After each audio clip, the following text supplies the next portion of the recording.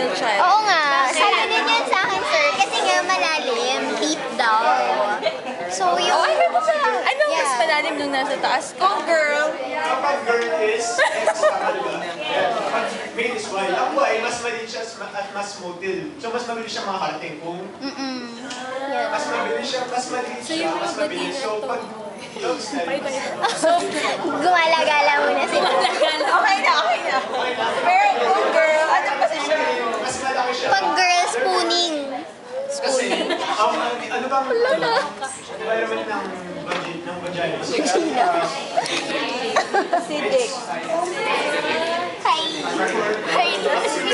Highly acidic. So, guys, excuse me. Ganito, dog style lalaki.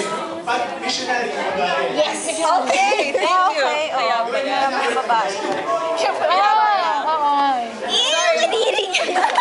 Sorry, we prefer missionary. So, pag babae. Kasi, pag stay na mas matagal yung sa vagina, mas diba, mas hindi ka. So, hindi ba factor yung... Mas malalaki kasi. Hindi ba factor yung size ng penis? Hindi ba factor yun? Ano? Sir, penis. Size matters ba daw? Ay, hindi. Ay, kung on top yung... Sabi mo pa, top ka.